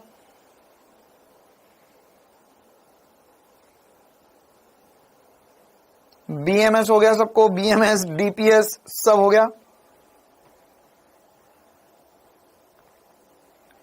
आया? चलो बहुत ही खूब।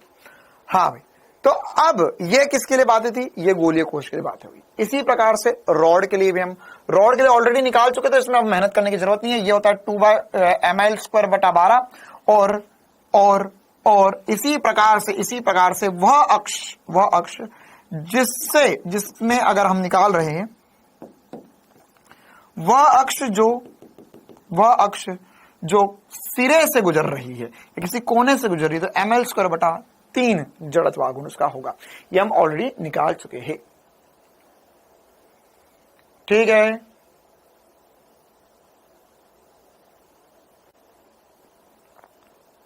क्लियर है मामला?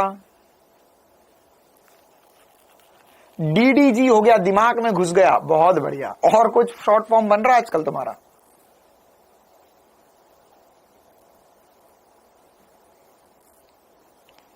ये कौन लड़का है? अच्छा हाँ, अच्छा अब इसमें रॉड में एक और मजेदार सी बात मैं आपसे पूछना चाहूंगा, देखते हैं कितनों में है कुछ ढंग का दिमाग, कितने हैं एसपी सर के चीते। हाँ भाई, रॉड में इस अक्ष के परितः जड़त्व आघूर्ण अभी आपने निकाला ml²/12, है ना। मुझे निकालना है इस अक्ष के परितः और इस अक्ष के सापेक्ष क्या आएंगे जड़त्व आघूर्ण। इसे मैं IZ बोल देता हूं, इसे मैं IY बोल देता हूं, इसे मैं IX बोल देता हूं। क्या आएंगे जड़त्व आघूर्ण? क्या आएंगे जड़त्व आघूर्ण? क्या आएंगे जड़त्व आघूर्ण?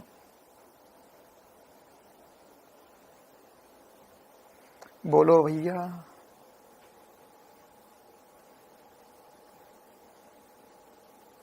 देखिए, खोपड़े में सेट हो गया, बस अब तुम हर जगह सेट मत करो, तुम आंसर बताओ यहां पर, है ना। तुम्हें जहां सेट करना चाहिए वहां तो सेट कर नहीं पा रहे हो। यहां क्या आएगा आंसर? देखिए, तो सर इसमें भी वैसा ही कर दे क्या? कैसा? कि सर Ix और Iy बराबर होंगे? ना बाबा ना, यही तो लोचा है यहां पर। अच्छा, हम ये रॉड या जो छड़ मानते ना, इसकी कोई थिकनेस नहीं मानते। अभी मैंने भले ही बनाने के लिए आपको बताया है कि थोड़ी सी मोटी है, लेकिन वास्तविकता में इसकी कोई मोटाई नहीं है। मोटाई नहीं कहने का मतलब क्या है? देखो, ये ऐसी है, ये ऐसी एक रॉड है, ठीक है। तो इसमें जो द्रव्यमान है, वो द्रव्यमान पूरा का पूरा द्रव्यमान यहीं पर है, पूरा का पूरा द्रव्यमान अक्ष पर ही है, पूरा का पूरा द्रव्यमान अक्ष पर ही है। इसका कोई भी द्रव्यमान अक्ष से किसी भी दूरी पर नहीं है। पहली बात, कोई भी द्रव्यमान अक्ष से किसी भी दूरी पर नहीं है, कोई भी द्रव्यमान अक्ष से किसी भी दूरी पर नहीं है।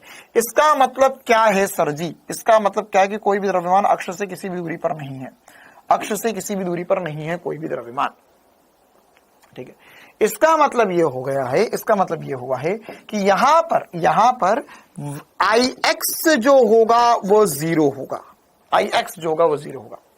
क्यों? क्योंकि देखो, अगर मैं रॉड को ऐसे घुमाऊं, इस पेन को ऐसे घुमाऊं मैं, तो मुझे, अब ये चलो पेन तो भी थोड़ा मोटा दे, क्योंकि अगर वास्तविकता में अगर वो मोटा हुआ तो वो सिलेंडर कहलाएगा। क्या कहलाएगा? सिलेंडर। अगर मैं ऐसी रॉड बनाऊंगा तो ये बेलनाकार या सिलेंडर कहलाएगी, और अगर मैं पतली लाइन बना रहा हूं तो ये मेरी असली रॉड है, ये मेरे लिए असली रॉड होगी। क्या सब असली रॉड क्या है वो समझ पा रहे है ना? हमारे दिमाग में ऐसा है कि भैया, अच्छा जैसे मैं तुमसे पूछूं, भैया ये बताओ ये क्या है, ये रॉड है या सिलेंडर है? ये रॉड है या सिलेंडर? ये एक्चुअल में सिलेंडर है। क्यों सर? किसी कुछ ना कुछ मोटाई है, ये पेन मोटा है, ये पेन मोटा है, तो ये एक्चुअल में क्या है? ये एक्चुअल में सिलेंडर है। ये क्या है? एक्चुअल में सिलेंडर है, बेलन है। लेकिन सर तो वास्तविक में रॉड क्या होगी? ऐसा इमेजिन करो, बहुत पतली सी और पूरा द्रव्यमान उसी पर ही है, तो क्या होगा यहां पर? तो उस कंडीशन में हम बोल सकते हैं कि सर Ix जो होगा वो 0 होगा, Ix जो होगा वो 0 होगा, Ix 0 होगा। अच्छा सर, तो अगर Ix 0 होगा तो इसका मतलब क्या हुआ? हमें पता है सर कि Iz जो होता है वो Ix प्लस Iy के बराबर होता है, और Ix तो 0 हो गया, मतलब Iz और Iy बराबर हो गया। ओह माय गॉड, तो ये हो गया ml²/12, दोनों ही सेम होंगे। देखो प्रैक्टिकली करके देखते हैं इसको। पेन पकड़ो सभी अपने अपने हाथों में, पेन लो, पेन लो, पेन लो, पेन लो, पेन लो।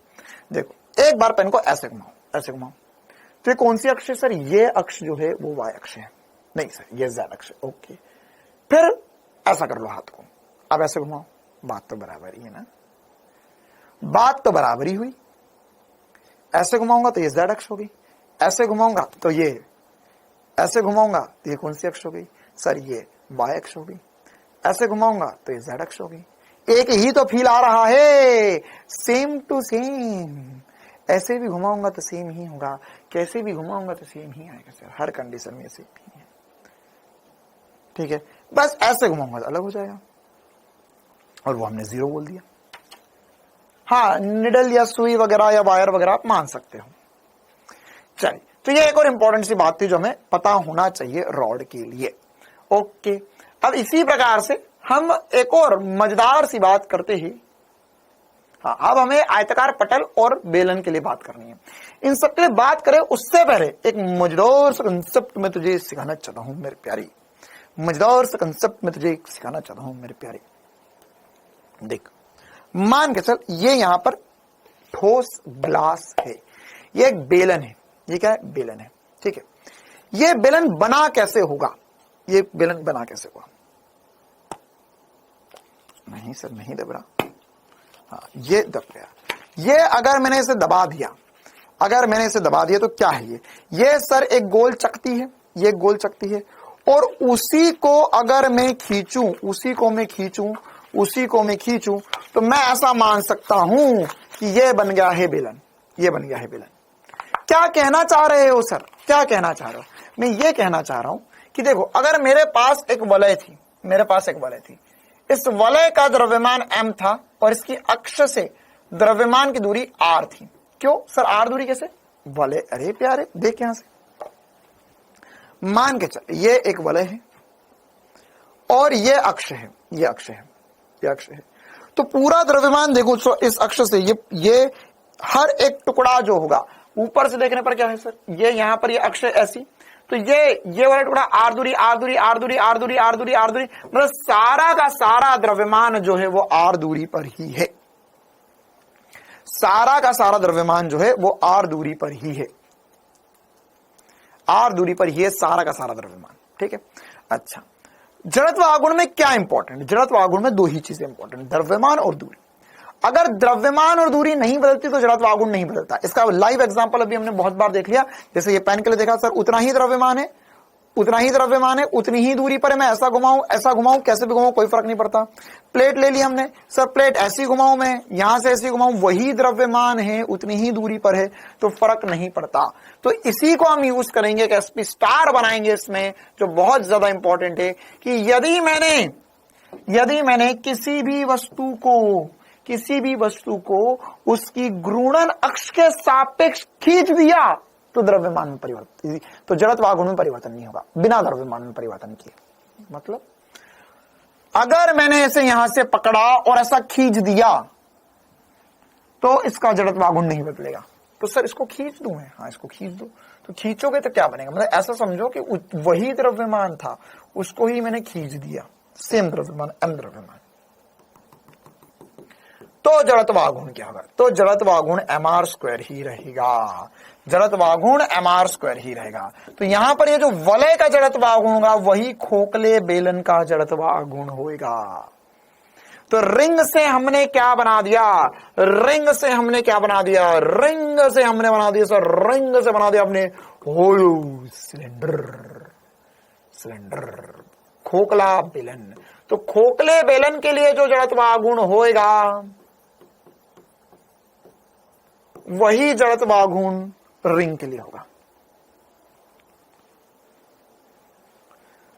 आंतरिक त्रिज्या और बाह्य त्रिज्या में कोई अंतर नहीं होगा। रिंग हम जो मान रहे हैं तो रिंग में आंतरिक त्रिज्या बाह्य त्रिज्या नहीं होगी, वो सेम ही होगी, है ना। अगर आंतरिक त्रिज्या बाह्य त्रिज्या अलग अलग हो गई तो वो तो एक ऐसी चकती हो जाएगी जिसमें गुहिका है या कैविटी है। आई बात समझ में? इसी प्रकार से अगर मेरे पास एक चकती है जो कि चलती है और बोली कि सर खींचो, तो अगर हमने इसे खींचा तो क्या बन जाएगा? तो सर ये बनेगा एक सॉलिड सिलेंडर या ठोस बेलन। और इसका भी जो जड़त्व आगुण आएगा, देख हर अक्ष के सापेक्ष सेम नहीं आएगा, हर अक्ष के सापेक्ष सेम नहीं आएगा, केवल और केवल इस अक्ष के सापेक्ष जो द्रव्यमान केंद्र से गुजर रही है mr स्क्वायर बटा 2, और ये भी होगा mr स्क्वायर बटा 2।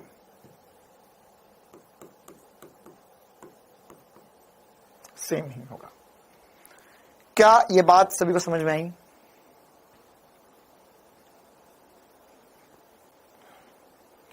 क्लियर है कहानी? तो ये जड़त्व आगुण सेम ही होंगे। इसी प्रकार से सोच, अगर मेरे पास एक रॉड है जिसका द्रव्यमान m है, और इसकी भुजा अभी के लिए मैंने a बोल दी, तो इसका जड़त्व आगुण कितना होता है? ma स्क्वायर बटा 12 होता है। अच्छा, अगर मैंने इसे ऐसे खींच दिया तो क्या बनेगा? सर ऐसे खींच दिया आपने तो ये तो एक पटल बन जाएगा, और इसका जड़त्व आगुण अगर मैं सेम द्रव्यमान, मतलब इतना ही द्रव्यमान मैंने खींच के निकाला, तो इसका जड़त्व आगुण अभी भी ma स्क्वायर बटा 12 ही रहेगा, ma स्क्वायर बटा 12 ही रहेगा, जब ये वाली भुजा a है ना। मतलब देखो बेसिकली हमें तो लंबवत दूरी से मतलब है, तो मतलब धीरे धीरे हम इसमें पीएचडी कर लेंगे और हम ये समझ लेंगे कि यार अगर मेरे पास एक समतल पटल है तो इसमें मैं हर एक एंगल पे या हर एक एक्स का जड़त्व आगुण निकाल पाऊं। ठीक है, जैसे देखो यहां पर अभी क्या थी, ये मान के चलिए एक रॉड थी, उसको मैंने खींचा, है ना। आप ऐसे समझ सकते हो ना यार, आपने जैसे ये कभी कभी ऐसे देखे होंगे कुछ स्क्रीन या कुछ पर्दे वगैरह रहते हैं, ऐसे एक रॉड रखी हुई रहती है, उसके अंदर पर्दा रहता है, उसको हमने खींच दिया तो पर्दा पूरा यहां पर सामने आ गया, पहले सर वो वहां पर ही था, तो इसका जड़त्व आगुण जो था ma स्क्वायर बटा 12 था, खींच दिया तो अभी भी जड़त्व आगुण ma स्क्वायर बटा 12 ही रहने वाला है। क्लियर है मामला? आई बात समझ में? हाँ, शटर बिल्कुल आप समझ सकते हो कि दुकान की जो शटर होती है उसमें भी ऐसे ही है कि वो ऊपर एक रॉड है, उसका उसको अगर ऐसा घुमा पाओ तो m²/12 से घूमेगी। शटर खींच दी मैंने, शटर डाउन कर दिया तो भी m²/12 ही जड़त्वागुण रहेगा। क्लियर है मामला? अच्छा सर, तो अगर मैं ऐसा बोलूं तुम्हें कि मान के चलो ऐसा जड़त्वागुण बताओ, ये वाला, अगर ये वाली दूरी मैंने b बोल दी, ये वाली भुजा b बोल दी, तो क्या होगा सर? अब हम बोल सकते हैं कि ऐसा हुआ होगा कि एक रॉड रही होगी यहां पर, ऐसी एक रॉड रही होगी जिसमें ये b भुजा है, तो रॉड का जड़त्वागुण mb²/12 रहा होगा, और इसको खींचा यहां पर तो ये mb²/12 हो गया। देखो, एक बात मैं तुम्हें ये सिखाना चाह रहा हूं, इसमें कितनी दूर खींच रहे हो उससे फर्क नहीं पड़ता, कितनी दूर खींच रहे उससे फर्क नहीं पड़ता। अबे ये कैसे हो यार, तुम कौन है मूर्ख? नाम ही हट गया, कम नहीं चले गया इसका। ये बोला क्वेश्चन करा दो। अबे ये क्या कर रहा हूं मैं? कौन हूं मैं? कहां से आया? क्या कर रहा हूं मैं? ये तुम कौन हो? क्यों हो यहां पर? कैसे पहुंचे यहां तक? क्या कर रहे हो तुम? अब एक सवाल ही तो कर रहे इतनी देर से।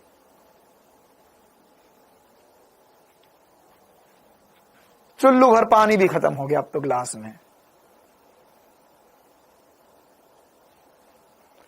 अरे भाई, मेरे पूरी क्लास भर कितनी देर से सवाल ही करवा रहा हूं मैं, ये क्वेश्चन ही है। क्वेश्चन में पूछेगा तेरे से कि भैया बता जड़त्वागुण क्या होगा एक पतली छड़ का जिसका द्रव्य लंबाई के लंबवत एवं द्रव्यमान केंद्र से परित अक्ष के सापेक्ष जड़त्वागुण, इसका जड़त्वागुण, इसका जड़त्वागुण, यही तो पूछा जाएगा सवालों में।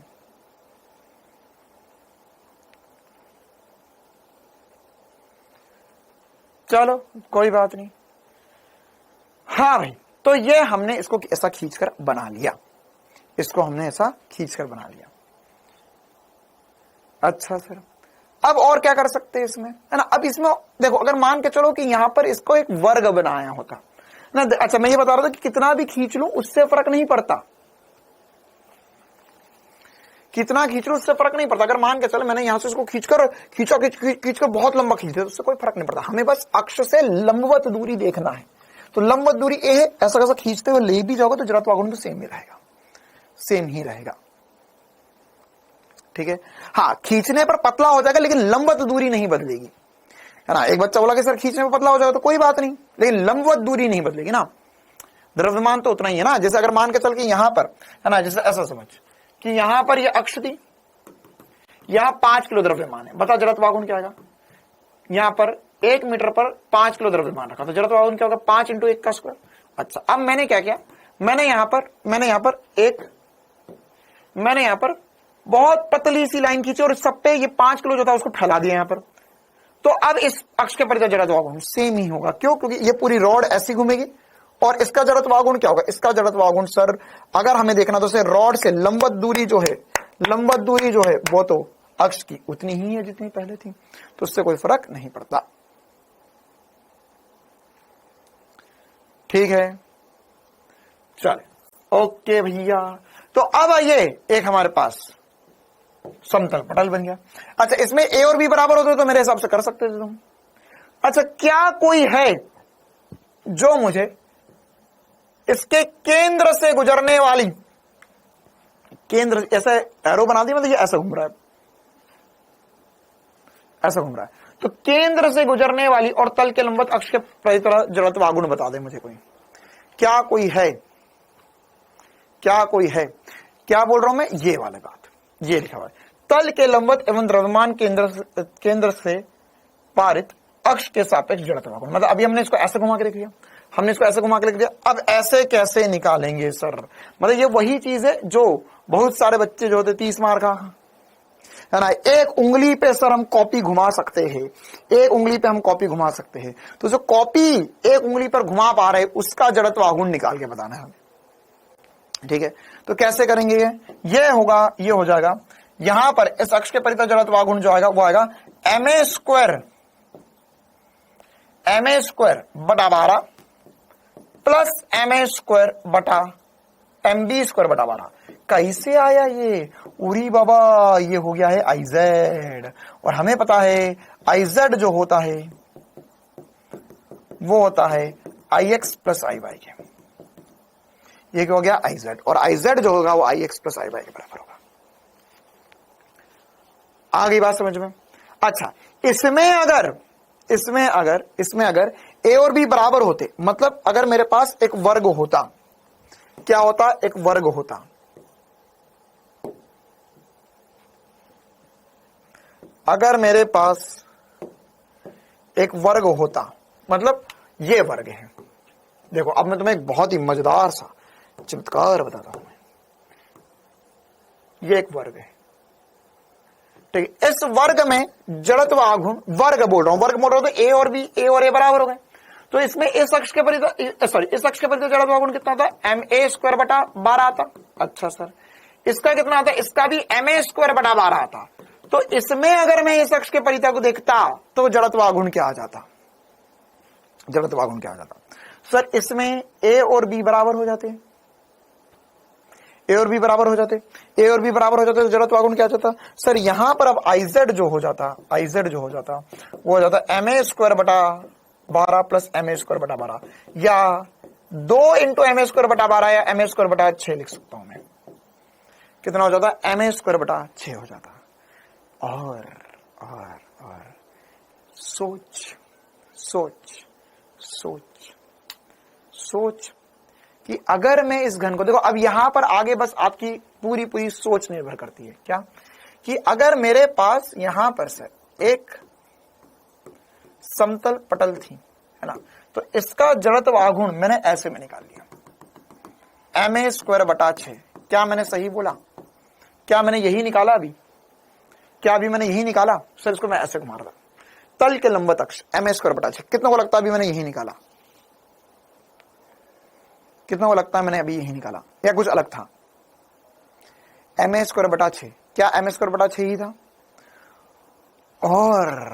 और हो सकता है कि मैं इसको भी खींच दूं, और इसको खींचूं तो इसको खींचकर क्या बन जाए? सर इसको खींचा जाए तो बन जाएगा 3D में एक घन।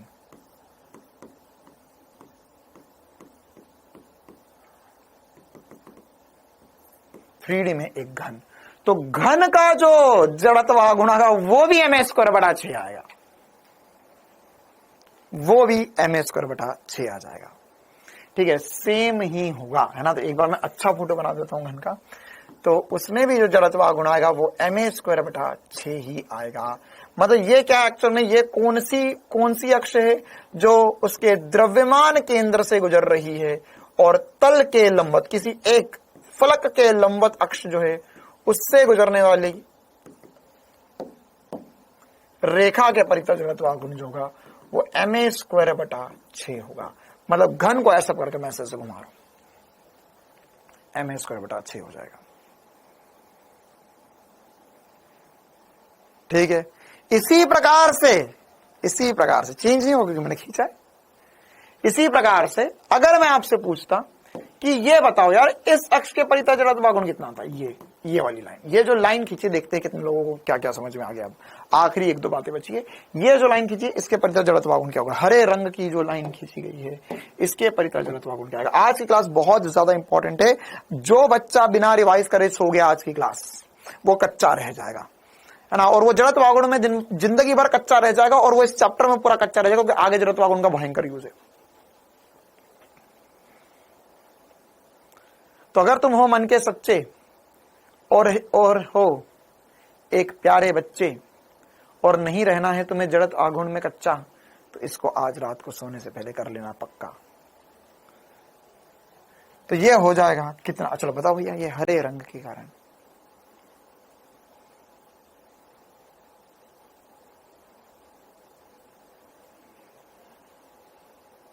कितना आएगा? ये आएगा सर। कैसे निकालेंगे सर? सर मेरा तो बहुत ही मुश्किल लग रहा है, शायद मैं सोच गलत रहा हूं क्या। ये आएगा एम ए स्क्वायर बटा 3। बिल्कुल सही बात। एम ए स्क्वायर बटा 3 पढ़ा क्या? एम ए स्क्वायर बटा 3 पढ़ा क्या सर? कहीं पढ़ा तो था भी, रॉड वॉड का बता तो रहे थे कुछ ऐसा। हाँ सर, रॉड के लिए पढ़ा था ma² 3, और अगर मैं इस रॉड को ही खींच दूं अक्ष के सापेक्ष तो क्या बन जाएगा? तो मेरे लिए ये एक पटल बन जाएगा। सोच ये कैसे बना होगा। अगर मेरे पास एक रॉड होती, ये रॉड होती, इसका ma² 3 है जड़त्व आघूर्ण, a दूरी है, a लंबाई है। तो यहां पर अगर मैं इस रॉड को ही खींच दूं, इस रॉड को ही खींच दूं, इस रॉड को ही खींच दूं, तो मेरे को क्या बनेगा? मेरे को सर समतल पटल बन जाएगा जो ma² 3 ही रहने वाला है। इसी प्रकार से अगर मैं इस अक्ष के परितः देखता तो वो भी ma² 3 ही आता, क्योंकि मुझे लंबवत दूरी देखनी है, लंबवत दूरी, तो a लंबवत दूरी है। और last but not the least, अगर मैं इस बिंदु के सापेक्ष देखता तो कितना आता? सोच कर बताओ जल्दी से। मतलब क्या हुआ कि अभी मैंने ऐसा घुमाया इसको, देख अभी मैंने इसको ऐसा घुमाया, ये ऐसा है ना। आपसे मैं ऐसा पूछ सकता हूं कल को कि ये लैपटॉप खोल रहा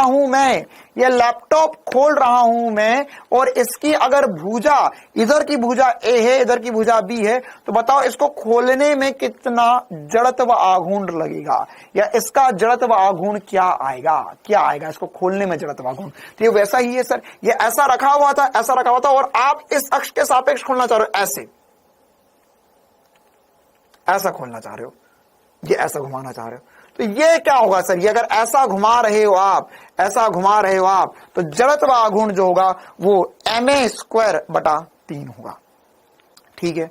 अच्छा, अगर मैं इसे ऐसा पकड़कर ऐसा घुमा रहा हूं तो ma² 3, और अगर मैं इस कोने से पकड़ लूं, इसको ऐसे कोने से और ऐसे घुमाऊं, यहां से पकड़ा हुआ है मैंने ना, ऐसे घुमा रहा हूं, तो जड़त्व आघूर्ण क्या आएगा? तो सर ये फिर से इस अक्ष का पता है, तल के लंबवत अक्ष आ रही है, तो इन दोनों को जोड़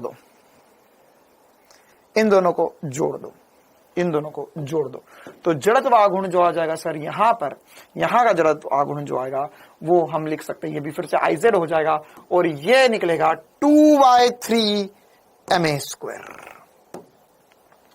क्या हो जाएगा? 2/3 ma² आ जाएगा, 2/3 ma²। 2/3 क्यों हो गया? 2/3 क्यों हुआ? क्योंकि इसको और इसको जोड़ दिया तो IZ आ गया। और अगर मैं इसे भी खींच दूं तो फिर से घन बन जाएगा।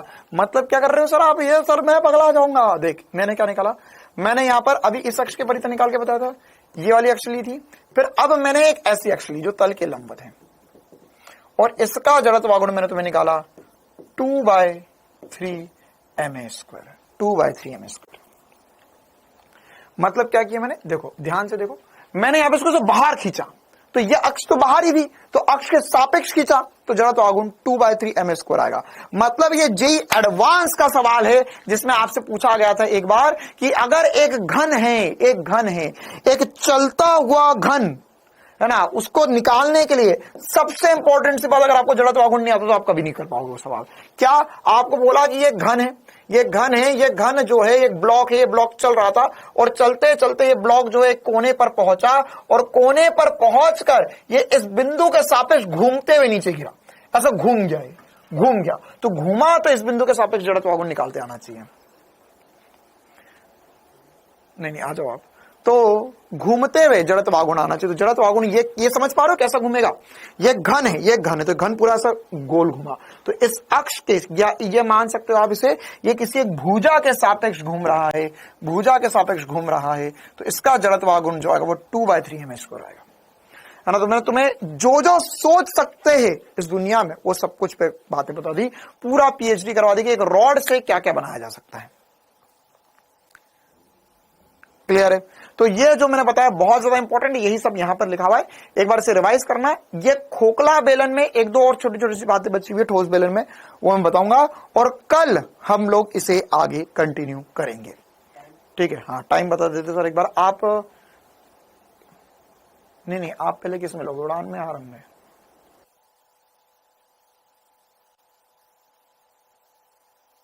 आपकी फर्स्ट क्लास किसमें होगी? आप बताओ आपको पहले। मैं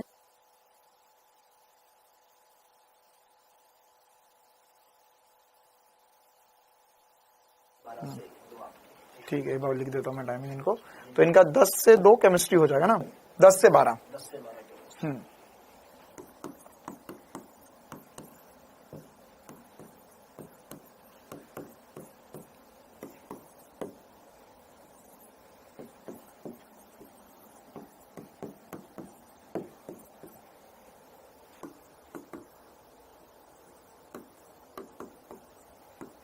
हाँ भाई, तो कल संडे के दिन आपकी जो क्लास होनी है उसका टाइम है 10 से 12 केमिस्ट्री होगा और 12 से 2 आपका फिजिक्स होगा।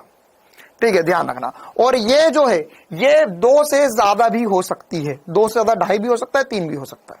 ठीक है, तो 2 से टेस्ट तो मैं उसका कुछ नहीं कर सकता बेटा, मैंने तुझे बोल दिया टेस्ट तुम कल भी दे सकता है, बाद में भी देख सकता है। पार्थ सर की क्लास मंडे को होगी, वो तो पार्थ सर बताएंगे आपको। चलिए, तो अभी की क्लास हम इतनी रखते हैं, है ना। टेस्ट 2 बजे लाइव हो जाता है ना। इसके बाद में भी अगर आप चाहो तो वो टेस्ट लाइव रहता है ना यार, है ना। ये कैसी मेरे सामने से बेवकूफों वाली और गधों जैसी बातें मत किया करो। इसे 2 बजे टेस्ट। एक बात बता यार, ईमानदारी से बता, ईमानदारी से बता, कितने बच्चे हैं यहाँ पर, कितने बच्चे हैं? मेरे को पता है ना भाई, मैंने अभी थोड़े दिन पहले डाटा निकाला था तुम लोगों का। तुम में से पूरे आरंभ बैच में केवल 1% बच्चे या 1% से भी कम बच्चे जो जिन्होंने जितने टेस्ट हुए उनमें एग्जैक्ट 2 बजे टेस्ट देना शुरू कर दिया। 1% से भी कम बोल रहा हूं, जो एग्जैक्ट आज तक जितने टेस्ट हुए उनमें एग्जैक्ट 2 बजे टेस्ट देना शुरू कर दिया।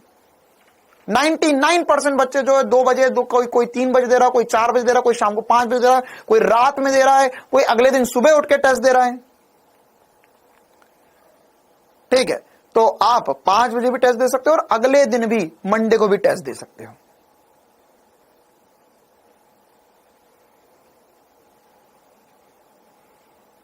हाँ, रात को 10 बजे दे रहे टेस्ट, बिल्कुल सही बात।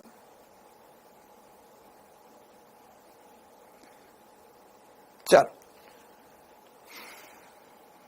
तो कल का टाइमिंग याद रखना। हाँ, 9 से 12 देते हो आप, बहुत बढ़िया।